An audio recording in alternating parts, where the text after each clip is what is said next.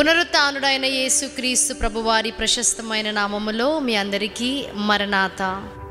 జీవాహారము అనే అనుదిన ఆధ్యాత్మిక కార్యక్రమానికి ప్రేమతో మిమ్మల్ని ఆహ్వానించుచున్నాము. మీరందరూ బాగున్నారని, వాక్యాల ద్వారా అనుదినము బలపడుచున్నారని నమ్మి విశ్వసిస్తున్నాము.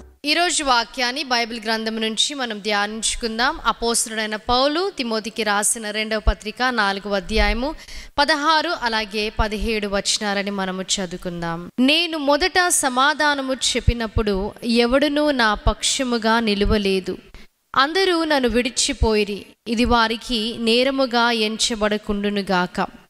అయితే నా ద్వారా సువార్త పూర్ణముగా ప్రకటింపబడు నిమిత్తమును అన్యజనులందరూ దాని విను నిమిత్తమును ప్రభువు నా ప్రక్క నిలిచి నన్ను బలపరిచెను. పౌలు తిమోతికి రాస్తున్న పత్రికలో మనము చూస్తున్నాం, అందరూ కూడా ఆయనను విడిచి వెళ్ళారని ఇక్కడ ఆయన చెప్పడం మనము చూస్తాం. మొదటి అధ్యాయము 15వ వచనంలో మనము చూసినప్పుడు, మరి ఆయన సేవా పరిచర్యలో ఉన్నప్పుడు అందరూ కూడా ఆయనని విడిచి వెళ్ళారని, ఎవరు కూడా ఆయన పక్షమున లేరని ఆయన చెప్పడము ఇక్కడ తిమోతికి రాసిన పత్రికలో మనము చూస్తాము. మరి అంతిమ తీర్పు నిమిత్తము పౌలు రోమాలో ఉన్నప్పుడు అందరూ కూడా ఆయనని విడిచి వెళ్ళిపోయారని ఆయన ఇక్కడ చెప్పడం మనము చూస్తాం. అందరైతే విడిచి వెళ్ళిపోయారు, కానీ లూకా అలాగే ప్రభువు నాకు తోడై ఉన్నాడు, ప్రభువు నన్ను బలపరిచి ఉన్నాడని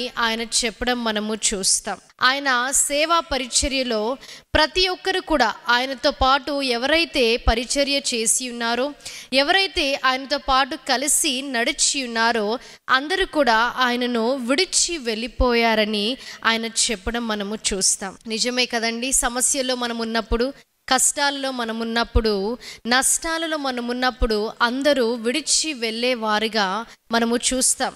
కానీ దేవుడు మన పక్షమున ఉంటాడు. ఇక్కడ కూడా దేవుడు పౌలు భక్తుడు పక్షమున ఉండి ఆయన ద్వారా సేవను సంపూర్ణముగా చేయడానికి ఆయన బలపరిచి ఉన్నాడు. అనేక సార్లు కష్టాలలో మనము బలహీన పడుతూ ఉంటాం, ఎవరు మనకి తోడుగా లేరని భయపడుతూ ఉంటాం, ముందుకు వెళ్ళడానికి మనం ఎంతగానో ఆలోచిస్తూ ఉంటాం. కానీ దేవుడు వాగ్దానము చేస్తున్నాడు, నేను నీ పక్షమున ఉన్నాను, నేను నీకు తోడై ఉండి నేను నిన్ను బలపరుస్తానని దేవుడు వాగ్దానము చేస్తున్నాడు.